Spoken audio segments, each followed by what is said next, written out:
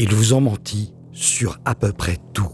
Ils vous ont menti sur les masques. Le gouvernement vous a dit qu'il y avait des stocks, mais qu'ils étaient inutiles. Puis qu'ils étaient indispensables, mais qu'on n'avait pas de stock. Ils ont fait mentir les chiffres en brandissant chaque jour un nouvel indicateur toujours plus anxiogène.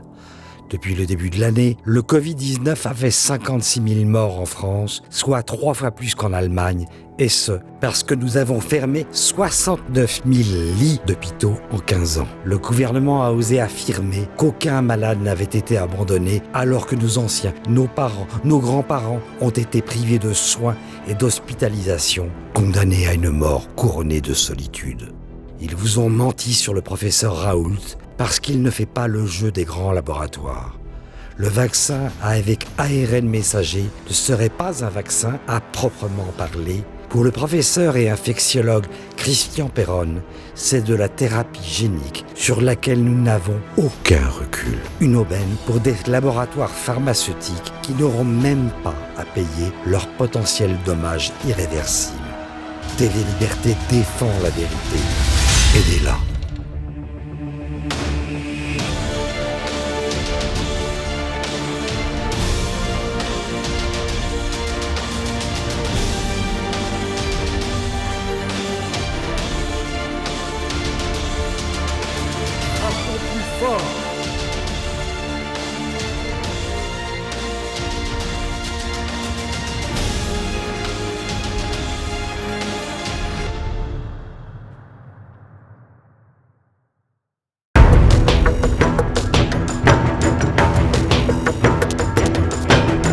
Bonjour à tous, l'invitée de notre Zoom du jour est présidente de l'association Résistance républicaine, Christine Tazin. Bonjour madame.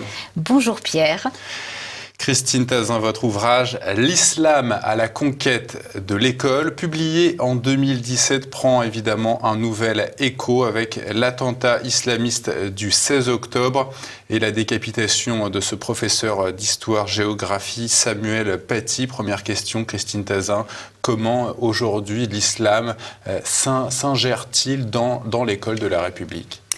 De façon très simple, parce que ça s'est fait à dose homéopathique depuis 40 ans.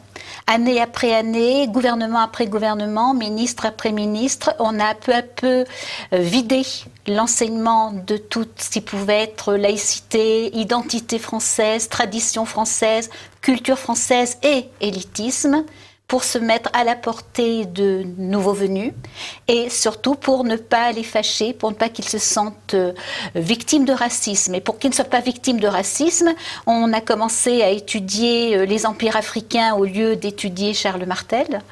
On a fait des tas de cours sur le racisme, on a fait intervenir dans les écoles la LICRA, la LDH, le MRAP, toutes des associations droits de l'homiste qui ont fait passer un message, à savoir: le seul problème en France, c'est l'accueil de l'autre, c'est le racisme ou le prétendu racisme qui est complètement une aberration à l'échelle de l'histoire de la France, puisque les Français ne sont absolument pas racistes et on le sait depuis toujours. On a toujours été une terre qui a très bien accueilli les gens. Je crois que Jean Messia le dit lui-même très volontiers, lui qui a été accueilli venant d'Égypte avec sa famille et qui a fait et qui est devenu un patriote exemplaire. C'est quoi l'acte de naissance de ce phénomène de voir l'islam s'ingérer dans l'école comme ça? Alors, il y a plusieurs étapes. Il y a ce qu'on appelle le Rabia. À partir des années 1973, quand il y a le choc du pétrole, l'Occident tremble, a peur que le pétrole devienne tellement cher que tout va exploser. Et donc, on négocie un pétrole relativement peu cher avec tous les pays de l'OPEP en échange de l'islamisation de notre pays. C'est très clair, c'est écrit noir sur blanc, on a des textes, on a des traités, et on doit donc cesser de mettre l'islam comme quelque chose de violent dans les programmes, ce qu'il était avant. Si on a les livres scolaires des années 50 ou précédents, l'islam est dangereux, l'islam est violent, c'est terminé. Donc ça s'appelle aussi, on a un traité qui s'appelle l'ICESCO, qui est le traité écrit par les pays musulmans qui disent comment les immigrés doivent être accueillis et comment on doit, nous, nous comporter avec eux, et il écrit en toutes lettres qu'ils doivent importer leur culture et leur religion d'origine et qu'on ne doit surtout pas demander d'intégration et encore moins d'assimilation. Qui sont, Christine Tazin, les responsables politiques français qui ont favorisé ce phénomène? Tous depuis 50 ans. On peut commencer à parler de Giscard d'Estaing, qui a inventé le regroupement familial dont on souffre atrocement. Giscard d'Estaing qui a écrit le brouillon de ce qu'on a refusé en 2005, à savoir effectivement une constitution européenne que Sarkozy a fait passer malgré tout. Et dans ce regroupement familial, dans cette constitution européenne, il y a toute l'ouverture à l'autre et la disparition de ce que nous sommes. Et donc, il y a forcément des tas de petits textes qui, peu à peu, à l'école, ont fait que nous avons complètement baissé le niveau et nous avons renoncé à enseigner notre identité, notre histoire, nos valeurs. Quand j'enseignais, il y a 20 ans en troisième, j'enseignais la dissertation à mes élèves de troisième. Ils sortaient de troisième en sachant faire une dissertation. Dans mon dernier poste, j'avais des élèves de première qui me disaient « Mais madame, on n'a jamais fait de dissertation. » Simplement, juste en 5 ans, en 10 ans, l'évolution, à savoir qu'on est parti à quelque chose. Il faut absolument que les nouveaux venus se sentent bien, se sentent en état de réussite. Pour ça, on ne leur demande pas à eux de faire des efforts, on demande à tout le système de descendre. Ceci dit, on crée en même temps, pour les nôtres, un autre système qui facilite les choses et qui fait qu'ils n'ont plus envie de grandir non plus. Ce combat contre l'islam, Christine Tazin, le vôtre, il est déjà ancien maintenant. Qu'est-ce que ça vous a coûté? Est-ce que vous avez été déjà condamné en justice? Oui, j'ai été condamnée en justice, j'ai gagné plusieurs procès, j'en ai perdu pour le moment définitivement un seul. Les autres sont soit en cassation, soit à la CEDH, parce que je n'accepte pas de dire que je serais coupable pour dire ce que je pense de l'islam, pour dire que l'islam est un danger, pour dire qu'on ne doit pas accepter des accommodements raisonnables. Je ne suis condamnée que pour des choses comme cela. Ça n'est pas possible. Donc, je fais appel jusqu'à ce que je peux, ce qui fait que jusqu'à présent, j'ai dû passer à peu près 15 fois devant les tribunaux. Vous multipliez 15 fois par les frais d'avocat, par la sécurité qu'il faut mettre en place parce que je reçois des menaces de mort, parce que je m'attaque à l'islam. C'est quelque chose... Heureusement qu'on a effectivement des adhérents, des donateurs qui nous aident à effectivement combattre cette espèce de djihad judiciaire. Parce que maintenant, on parle comme ça en France. Le président Macron s'est récemment engagé dans la lutte contre le séparatisme. Qu'est-ce que vous pensez de cette nouvelle politique du président Macron? Alors d'abord, le séparatisme, c'était ce qu'il avait dit avant d'y réfléchir. Maintenant, le mot n'apparaît même plus dans le projet de loi. Il ne parle plus que de laïcité finalement, quelque chose d'informel pour ne pas fâcher ses amis musulmans, pour ne pas fâcher ses amis gauchistes. C'est-à-dire qu'il nous fait une proposition de loi qui en fait va se retourner contre nous, contre les patriotes. C'est-à-dire que beaucoup de propositions qu'il fait vont être étendues pour nous interdire à nous, encore plus, de pouvoir critiquer l'islam. Par exemple, quand vous voyez que Dupond-Moretti veut sortir l'apologie du terrorisme de la case de la loi sur la presse de 1887, ça veut dire que nous, au lieu d'être, on va dire, jugés à la 17e chambre avec les limites du journalisme qui a encore une certaine liberté d'expression, on va tomber dans le droit commun. Et donc, on va se retrouver avec des condamnations aberrantes et sans plus avoir du tout les protections relatives que l'on avait, par exemple. Jean-Luc Mélenchon, qui s'est récemment déclaré candidat à la prochaine élection présidentielle, a ces derniers jours souvent été accusé d'avoir fait le jeu des fondamentalistes. Qu'est-ce que vous pouvez nous dire à propos de Jean-Luc Mélenchon et de sa politique indigéniste, on va dire ? Alors Jean-Luc Mélenchon a eu pendant un certain temps une réputation de laïque parce qu'il criait au nom de la République. D'ailleurs, on se souvient de sa perquisition. La République, c'est moi. C'était grotesque, c'était très drôle, mais ça montre bien effectivement quel est ce personnage imbu de lui-même et qui veut se faire plus grosse qu'un bœuf. Mais le problème de Jean-Luc Mélenchon, c'est qu'il n'a qu'une idée en tête, c'est la présidentielle, c'est gagner, et que pour ça, il est prêt à tout. Et il a compris qu'en France, le clan Traoré, les indigénistes, la LDNA, toutes les minorités ou ex-minorités actives sont très fortes parce qu'elles osent être dans la rue avec des dizaines de milliers, que le pouvoir a peur d'eux et que ça fait beaucoup de voix possibles dans effectivement des votes. Et donc Mélenchon, qui déteste la France, qui déteste les blonds aux yeux bleus, qui rêve de son Maroc, il a la nostalgie c'est la Madeleine de Proust, la nostalgie de son enfance perdue au Maroc dans une société multiculturelle où la France était quand même dominante, mais ça il oublie de le dire, et il voudrait nous imposer à nous tous son rêve d'enfant. Voilà, Mélenchon, c'est un personnage qui est très dangereux, quelqu'un qui rêve de Chavez, qui rêve de tous les dictateurs violents et de toutes les sociétés violentes d'Amérique du Sud au pouvoir en France. Alors je n'aime pas Macron, je n'aime pas Mélenchon, et je me dis que mon horreur, ça serait d'avoir à choisir entre deux bulletins de vote, Mélenchon ou Macron. Là, je sais pas, c'est ça ou le suicide, je sais pas. Le 18 novembre dernier, Christine Tazin, le chef de l'État et le ministre de l'Intérieur ont reçu les fédérations qui composent le CFCM, le Conseil français du culte musulman, pour leur demander de rédiger un code de déontologie et de morale des imams. Qu'est-ce qu'on peut attendre de ce code ? Je vais être grossière, ça s'appelle du foutage de gueule. Tout simplement. On se souviendra que Zekri, qui était au CFCM, a quand même dit que la petite Mila, qui avait dit ce qu'elle pensait de l'islam, méritait les menaces de mort qu'elle avait reçues. Juste ça. On se souviendra que Messaoui, il n'y a pas longtemps après la décapitation de Samuel Paty, a dit que oui, c'est pas bien de décapiter, mais quand même, il faudrait arrêter avec la liberté d'expression au nom de la fraternité. Juste ça. C'est deux membres du CFCM, ces deux personnes. Ouais. Messaoui, c'est le président du CFCM.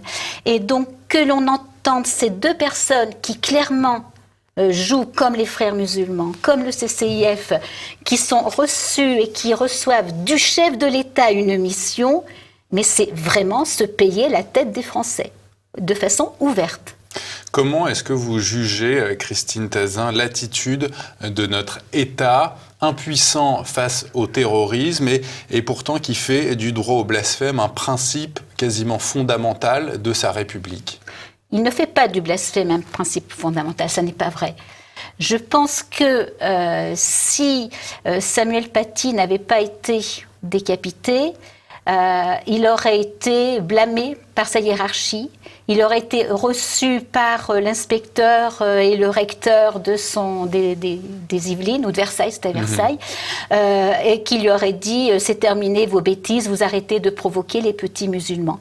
Il faut arrêter, on est dans un pays et dans un système, éducation nationale entre autres, mais pas que, où il est interdit de s'attaquer à l'islam, où il est interdit de dire ce qu'on pense de l'islam, et où on est interdit de dire la réalité de l'islam. Il suffit de voir... Pourtant, Charlie Hebdo, qui est le principal, on va dire, l'un des grands critiques de l'islam, être financé par l'État via des subventions publiques. Oui, mais Charlie Hebdo a payé le prix fort en sachant que 90% de ses caricatures portent sur le catholicisme et sur les hommes ou les femmes de la réaction qui sont des opposants politiques au maître actuel.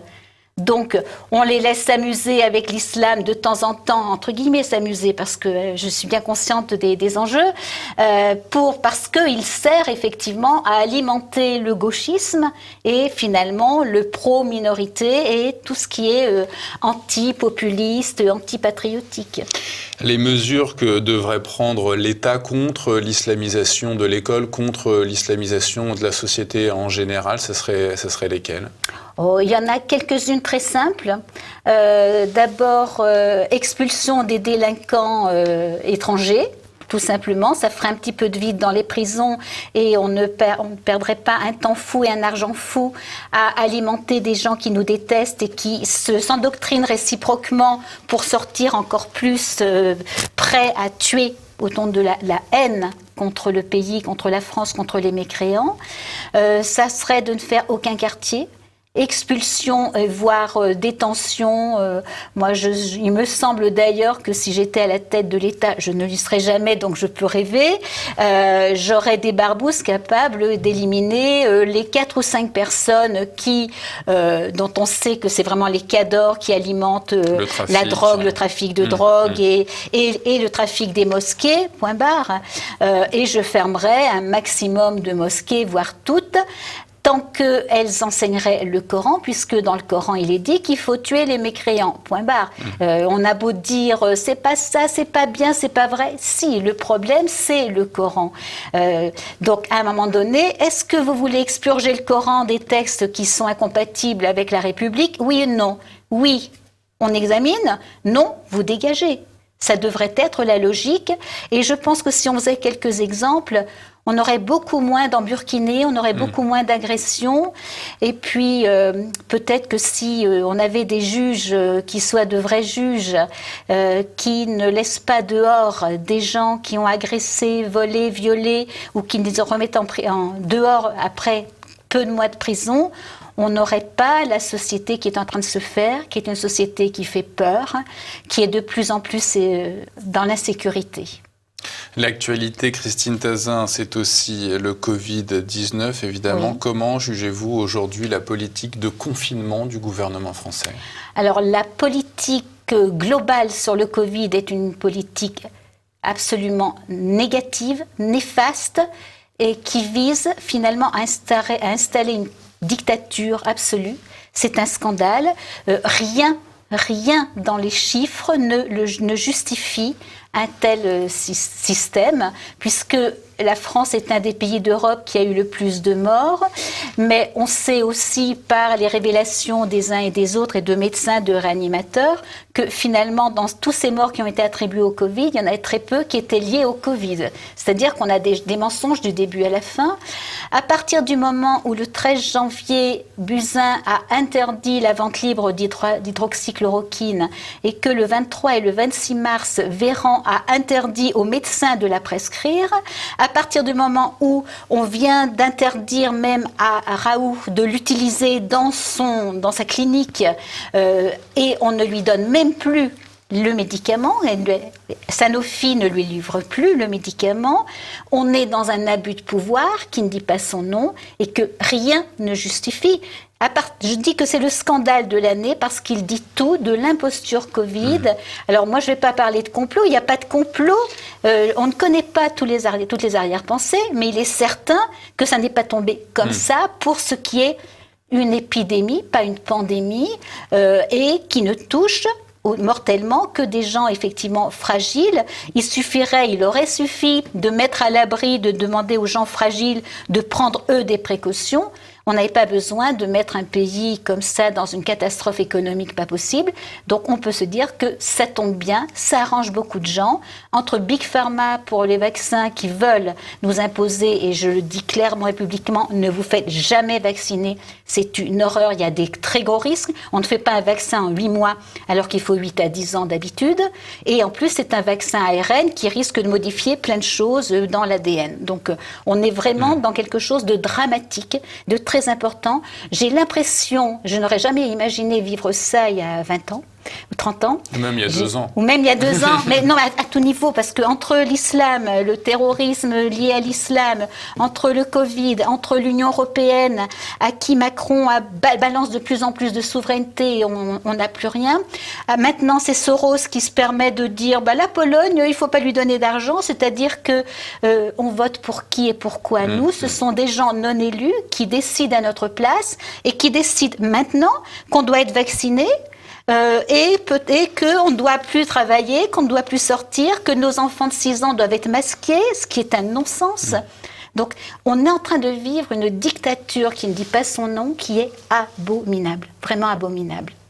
Qu'est-ce que vous pensez, Christine Tazin, de ce documentaire Hold Up de Pierre Barnerias, justement sur le coronavirus et les intérêts cachés du marché pharmaco-vaccinal? Alors, chapeau bas à l'équipe. Ils ont fait un film extraordinaire, non seulement sur le contenu, parce qu'on a beaucoup d'interventions de gens, des spécialistes, des gens intelligents, des gens qui réfléchissent, mais en plus, le film est beau. C'est superbement bien monté, c'est une œuvre, c'est vraiment une belle œuvre cinématographique. C'est un cinéaste vraiment de talent, et donc bravo. On lui a fait le reproche évidemment d'être complotiste. Je crois que toute la première partie du film qui est remarquable et où il montre, il écoute, voilà. Voilà ce qu'on a entendu, voilà ce que Macron disait au mois de mars, voilà ce qu'il dit maintenant, voilà Véran, etc. Il montre. Et là, on a un condensé en très peu de temps, de 6 mois d'errance, de négation, de coups de pute, on ne peut pas dire autrement, fait au peuple français, qui nous tombe là comme ça, et des choses qu'on avait peut-être oubliées. C'est magique, c'est magnifique. Alors qu'ensuite, dans la deuxième partie, ils disent tout ça, pourquoi ? Pour qui ? Et qu'il essaie de tirer des hypothèses à partir de textes votés, de coïncidences ou pas, ça me semble tout à fait normal. C'est de bonne guerre. Et à chacun de choisir. Comment voyez-vous la France se relever après ce deuxième confinement ? Peut-elle se relever ? Je crois que la France ne pourra se relever de tous les coups qu'on lui porte que si, dans 2 ans, elle peut voter pour un Trump, pour voter pour un Salvini, pour un Orban, pour un de ces populistes que la gauche au pouvoir et les médias vilipendent sans arrêt, quelqu'un qui aime son pays et qui veut la sortir de la mouise. Et là, je crois qu'on aura beaucoup de Français qui seront prêts à faire des efforts. Si on reste dans cette dynamique, j'ai peur. Moi qui suis une incurable optimiste, qui ai plutôt tendance à dire moi je vois la bouteille à moitié pleine, je dois avouer qu'entre la montée de l'islam, des communautarismes, des minorités, les procès qui sont faits à nos grands hommes, les rues qui sont d'un seul coup débaptisées parce qu'elles portent le nom de quelqu'un qui ne plaît plus aux gens d'aujourd'hui, parce que ce qu'il a fait à l'époque ne correspond pas aux critères actuels. Mais c'est abominable. On est en train de vraiment cracher sur ce qu'on est. J'ai fait hier soir un petit article rapide sur un calvaire en Bretagne que la libre pensée contre lequel la libre pensée a fait un procès parce que ce calvaire serait sur l'espace public et le tribunal administratif a dit oui, mais il faut le démonter. Il est magnifique ce calvaire. Je suis pas chrétienne, mais il est magnifique ce calvaire et c'est notre histoire, ça fait partie de nous. Et le tribunal administratif n'a pas eu l'idée de dire « Ah bah oui, mais enfin c'est vrai que le calvaire a bien été édifié il y a 74 ans sur un domaine privé, donc il n'y a pas de problème. » Et c'est après qu'il y a eu regroupement, on a modifié le PLU et qu'après il s'est retrouvé sur le domaine public. On ne devrait quand même pas changer les choses, on devrait prendre en compte l'histoire aussi. Donc il y a des choses aberrantes et on se dit que malheureusement, actuellement, on n'est vraiment pas à l'abri parce qu'il y a partout des lobbies à l'Élysée, des lobbies à l'Union européenne. Et ce sont ces lobbies, ces forces de minorités actives qui font la loi, qui font la vie et qui sont en train de modifier notre France. On assiste aussi, ça sera ma dernière question, Christine Tazin, et vous le disiez à l'instant, à l'émergence, à l'arrivée au pouvoir de tout un tas de chefs d'État dits patriotes. Je précise à nos téléspectateurs qu'on enregistre cet entretien le 23 novembre. À cette date, les médias américains ont proclamé Joe Biden vainqueur de l'élection présidentielle. Le président sortant Donald Trump ne reconnaît pas la défaite. La semaine dernière, des avocats du président sortant ont évoqué des cas de fraude. Comment voyez-vous la situation américaine aujourd'hui ? Christine Tazin. Avec mon optimisme, je dirais que la logique, c'est que le 6 janvier, Trump soit proclamé réélu par la Chambre des représentants, puisqu'il semble qu'on ne puisse pas faire de recomptage vérifié dans plusieurs des États où il y a des litiges, parce que tout simplement, les gens qui ont le droit et la capacité de le faire refusent de le faire parce qu'ils sont démocrates. À partir de là, si aucun des deux personnages en liste n'obtient ses 270 grands électeurs, il ne pourra pas être proclamé effectivement comme c'est d'habitude, et donc il y aura moins de 270 pour les deux, et c'est la Chambre des représentants qui doit voter le 6 janvier dans ce cas-là. Voilà. Et comme la Chambre des représentants, il y a une voix par État, il y a 30 États républicains et 20 États démocrates, la victoire de Trump semble normalement évidente. Après, on n'est sûr de rien, parce que les contre-pouvoirs sont énormes, parce que les triches sont énormes, et qu'on sait qu'ils ont triché, que les fraudes sont énormes, mais encore faut-il bien les prouver. Et ça, je ne sais pas quelles sont les preuves exactes que l'équipe Trump a en main, même si on en a vu, ça a circulé, on a des vidéos, mais comment sont-elles reçues par la justice? Je ne sais pas. Par contre, ce dont je suis sûre, c'est que de la réélection de Trump ou de celle de Biden, qui incarne vraiment le camp mondialiste, le camp des dégénérés, n'ayons pas peur des mots, dépendent beaucoup de choses, de l'équilibre de la planète et donc de notre vie à nous et de l'avenir de la France. Christine Tazin, je rappelle à nos téléspectateurs le titre de votre ouvrage « L'islam à la conquête de l'école », ouvrage que vous pourrez voir, découvrir et acheter sur la boutique officielle de TV Liberté. Merci Christine Tazin d'être venue sur notre plateau. Avec plaisir, merci à vous.